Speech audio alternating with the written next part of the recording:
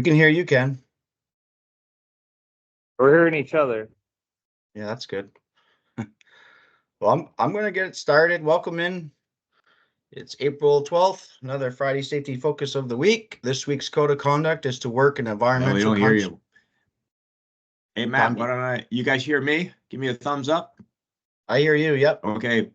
Why don't I start the announcements, give me control, and you guys can figure out your audio, and then I'll get back to you.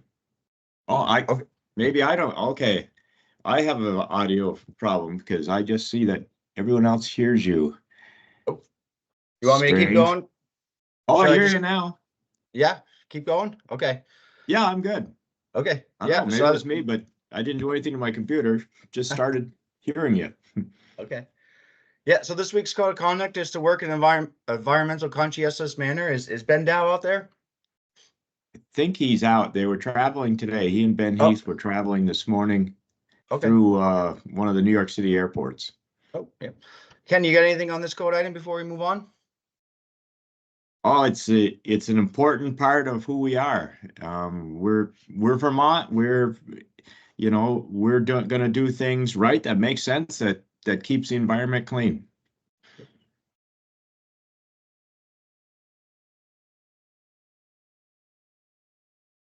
So good job this week. Another 7 days without a recordable or a first aid. So let's keep it up today.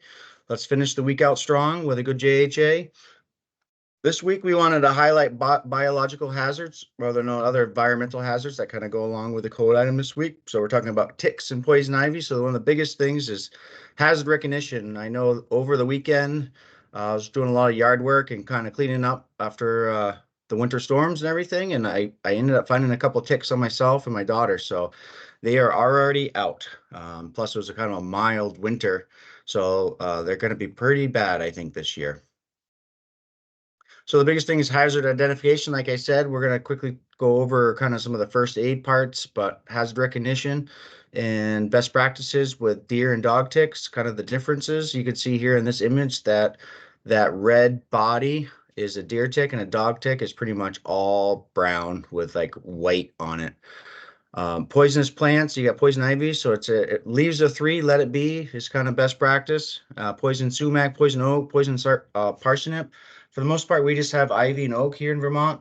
There's poison parsnip here and there, and it kind of looks a little bit like goldenrod. So any questions on that, contact health and safety, we can help out. And they also got to watch out for bees and swamps, especially if you're allergic. Please let your foreman know, or let definitely the safety department know if you're allergic, just so we kind of have an idea. You should always have an EpiPen, especially if you're allergic, but just let us know so we can make sure that we keep an eye on you and know how to respond. So here's the hierarchy of controls when it comes to the biological hazards. These are kind of our best practices. So try to eliminate clearing and grubbing prior to employee exposure if we can. If we can do that mechanically with our excavators and all of our heavy equipment. There's treatment, herbicide sprays. We've done that a couple times with a local contractor that comes out and sprays. We've had some good luck and some not so good luck. With that, we did it at the Burlington Bike Path. We did it in Richmond last year.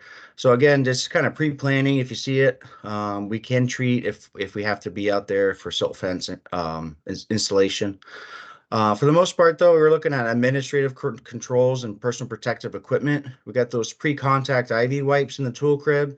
The Inspect repellent with DEET is also available in the tool crib. And then in those routine checks and that good hygiene, those hand washing is critical to keeping the poison ivy and also ticks.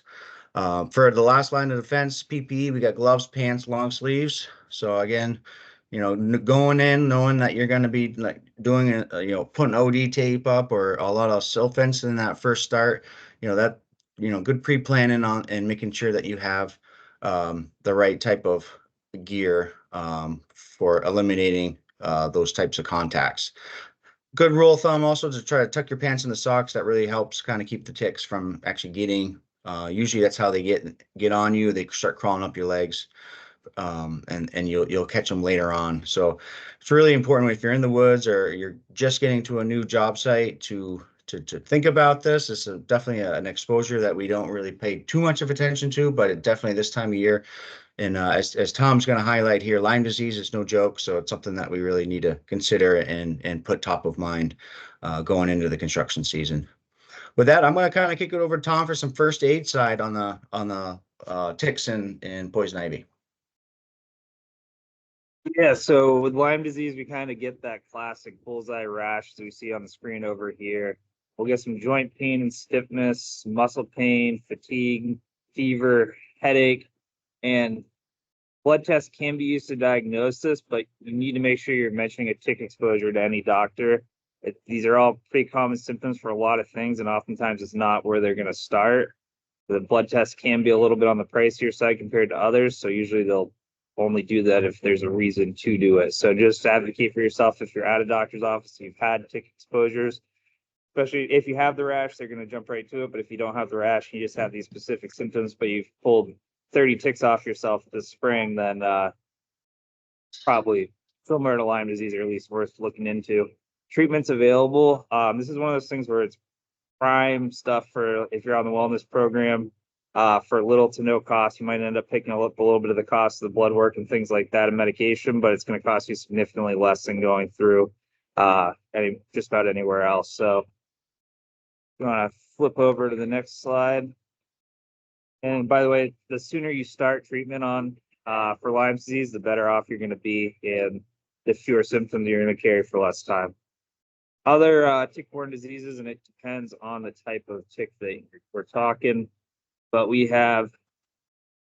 I'll have you read the first one because I think it's babesiosis, and I found 5 different pronunciations of different people pronouncing it.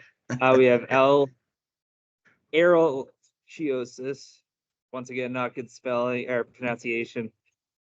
Rocky Mountain spotted fever, anaplasmosis, tularemia, and the final one is alpha-gal syndrome. And that comes from a Lone Star tick, which fortunately we don't have yet, but it actually can make you allergic to red meat. So I don't think any of us want that. So the big takeaway is just any tick is bad. They're little disease carriers and you don't want them. So make sure you're spraying yourself with DEET if you can, DEET alternatives, whatever it might be. Be mindful too that the like 99% DEET bend stuff that'll eat away at your hard hats and PPE. So be mindful where you're putting that. Proper tick removal. There's a couple different methods out there. Everybody at this point is recommending just the tweezers. I know there's a couple tricks that I've used in the past to get them off that have been successful, like flicking them with a credit card if they just barely latched on. But once they get really bit on, you want to just take a set of tweezers, go down as far as you can on it, pull straight out with steady pressure, don't yank it, and then just swab it with alcohol or water once you're done. Save the tick just in case it needs to be tested at a later date.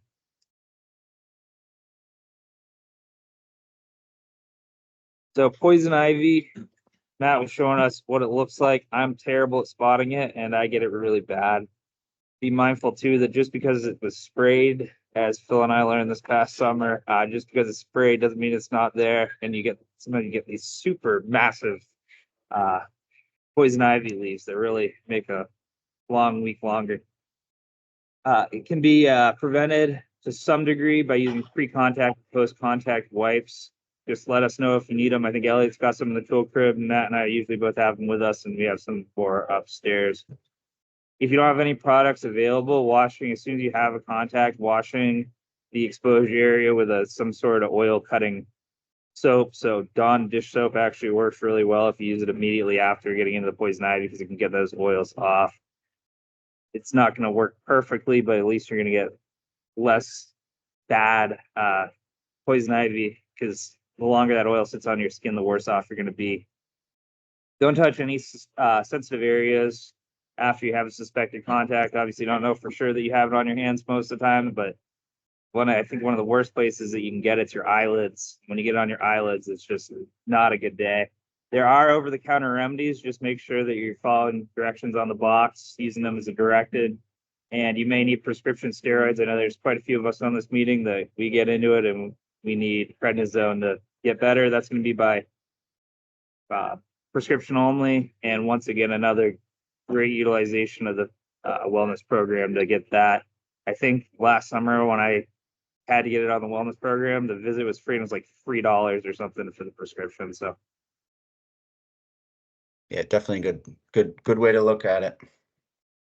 Well, that's all we have there.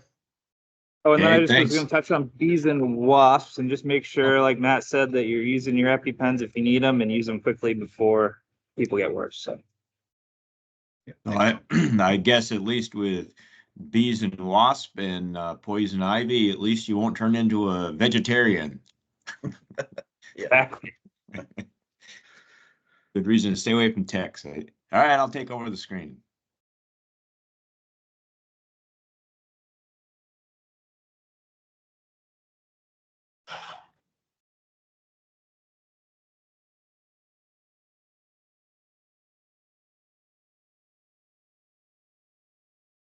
Okay, this should be the right one. All right, see my screen? Yes, we do. Okay, good. All right. So last week we talked about, we had a guest speaker on the enrollment in a supplemental life and accident insurance program put on by the Standard Insurance Company that we use for disability and long-term, short-term disability, I should say, and life insurance. So there's other insurances available that you can get directly from the Standard, and the presentation was about that additional life and accident insurance. The real nice thing about the supplemental life is that they have pretty good limits without any exam, so you don't have to go through a physical exam. So that therefore, if you do have a kind of a somewhat of a concerning pre-existing condition, they will just accept you anyway. So it's a pretty good program. Looks like I spelled enrollment form wrong there. At least I got it right on the second line, but there I have an attachment to the enrollment form. And also I have a YouTube of the presentation made by the broker for the insurance from last week. And all this would be due on the 19th, which is you get another week really to follow through, but get it done. I mean, it's a good program. I've carried this announcement that we're still in the 2024 healthcare premium holiday. So that was lasting 14 weeks beginning on April 5th. So that's pretty cool. And if you haven't got your insurance cards, find out from Chico Patwell, Scott Burns, and I'll probably take this off. So hopefully everyone's got it. So next week that announcement will be off. And this week I lost some of the text there. We are doing the ECI Maple Sugar Makers, and it was an interesting year for Maple Sugar Makers with wild weather going on, or wild yeah. Sorry about that typo. And we have a bunch of pictures. Here is Emmy Orslak collecting sap in South Hero. Do you have a lot of maples there, Matt? Like 12. Yep. Yeah. More cedars, right? Yeah, definitely. Definitely a lot more cedars. We got a lot of oak trees too. Oh, okay, cool. And let's see, here's the Saganowicz's Barrel Arch up in St. Albans.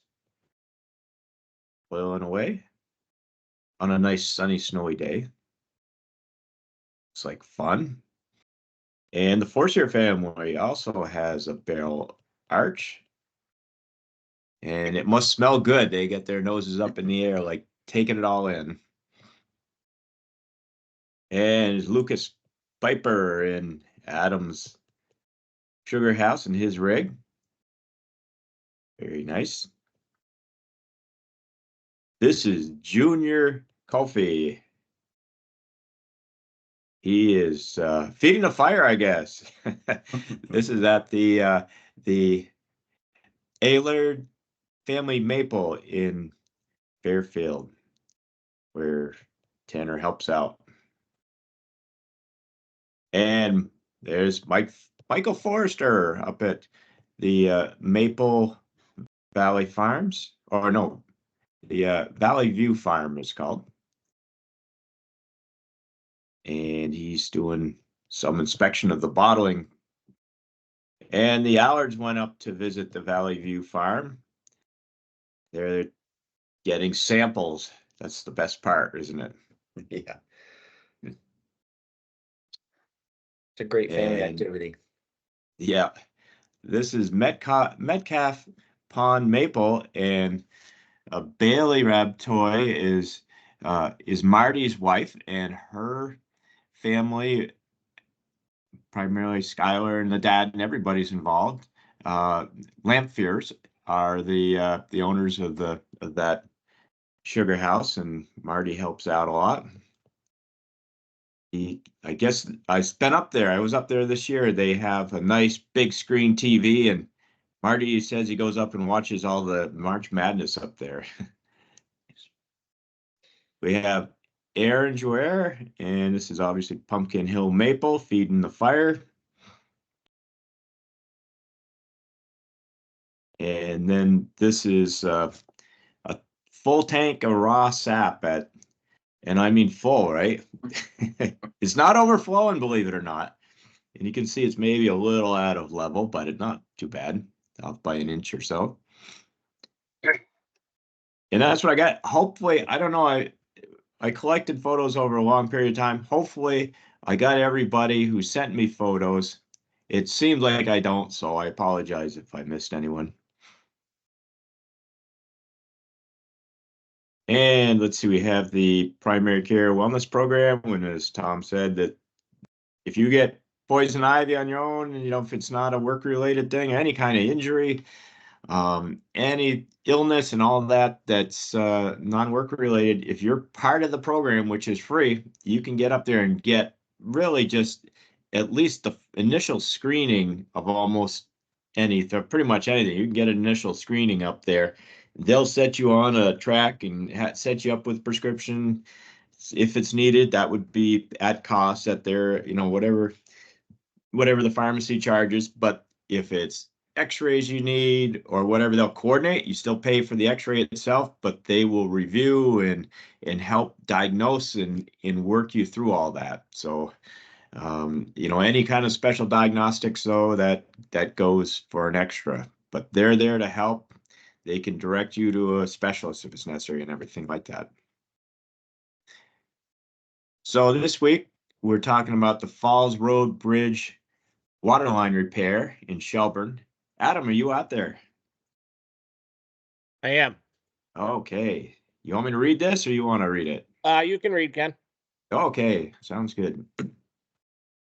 So ECI was contacted initially and then contracted after to respond to a water break by the town of Shelburne back on January 28th. And this turned out to be a pretty unique project because it was the water line was a suspended 12-inch ductile iron bridge crossing that had failed. And you'll see the pipe literally was laying in the bottom of the river.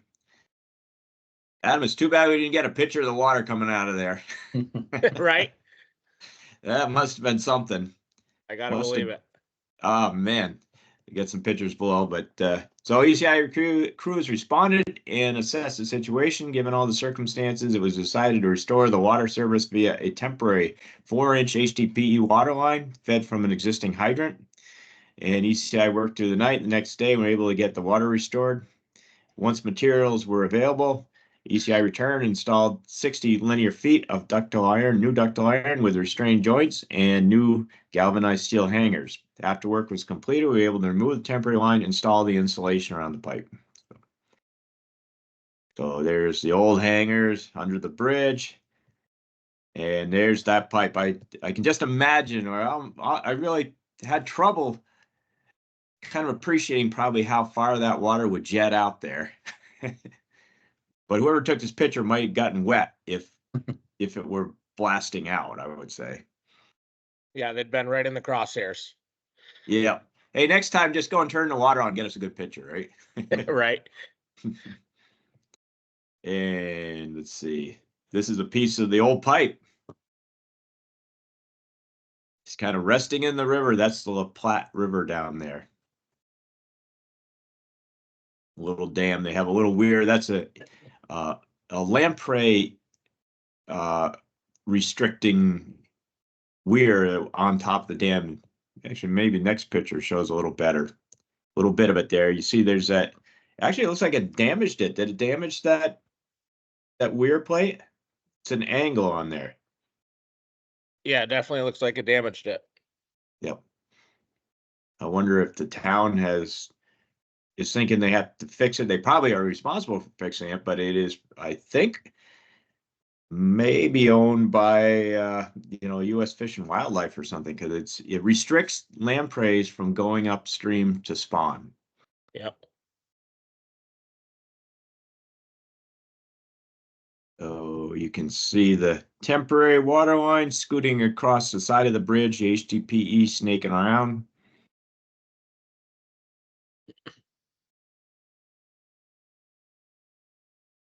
This we came right out of the hydrant, huh, Adam? Yep. Yep. And pulled the wrench out, I assumed, after. Yes. Restrain the joints with straps. That works, doesn't it? Yep, that worked. We also ended up having to put a couple of waste blocks, but Okay. we were lucky to get all those parts and pieces. It was like literally down to the nitty gritty, where we barely found enough stuff to make it work, but they made it work. Hey, it's just like sugaring, isn't it? It was probably a lot like sugaring. Yep. Yeah, there's special adapters and things for the hydrant, right? Yes. Yeah, different threads. Yep.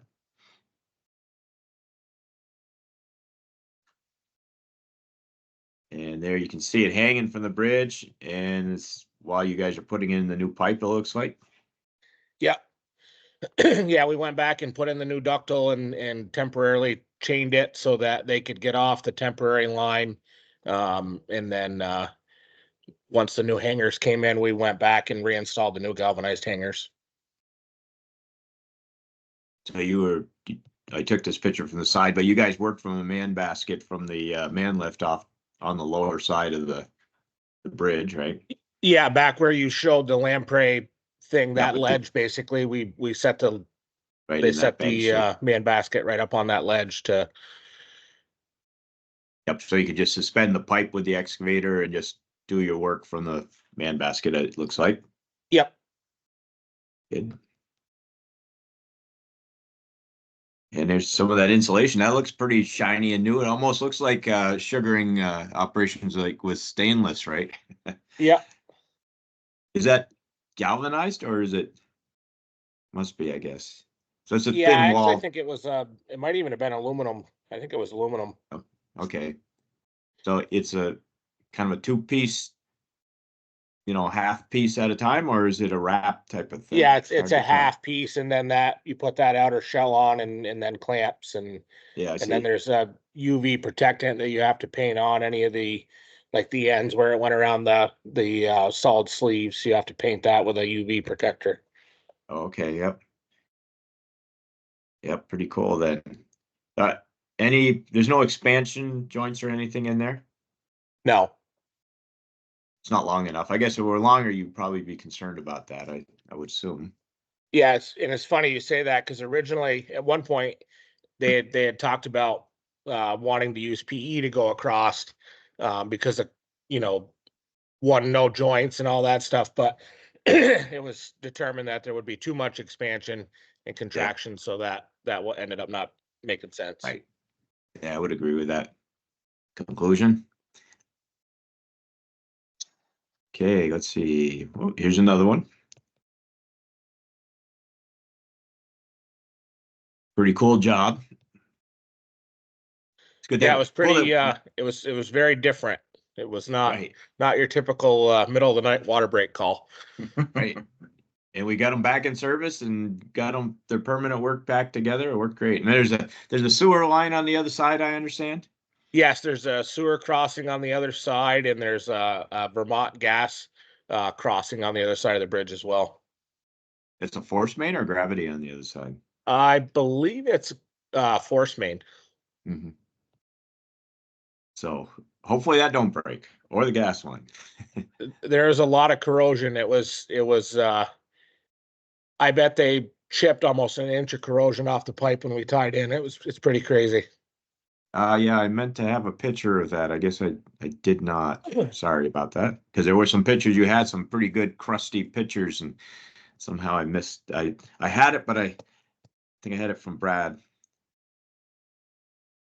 The shiny stuff looks so cool anyway. Yeah, it does. Yay. I think that's the last one. Yeah, that's the last one. And then we have ECI from the photo archives, ECI responding to water main break. That's Michael Colby at IBM, obviously now Global Foundries, back in December 2003. It looks like this classic winter break conditions, doesn't it? Yeah.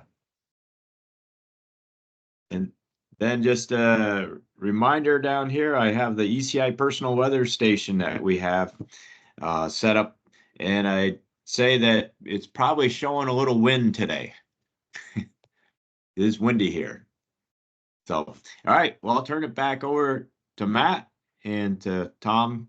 And thank you, Adam, for contributing to the presentation. Hopefully everyone has a safe day out there. Yeah, Yeah, thanks, no, Ken. Thanks. if you haven't sent in your attendance yet, please send it to me rather than Matt, 'cause Matt's about to get on an airplane here in the next couple hours. So just send it over to me, and I'll be calling around if I don't hear from you. Perfect. Yeah, perfect. Thanks, Tom. Hey, let's have a safe day, everybody. Let's start off with a good JHA, and let's communicate those hazards, and let's work together as a team. Let's have a great day. All righty, see you guys.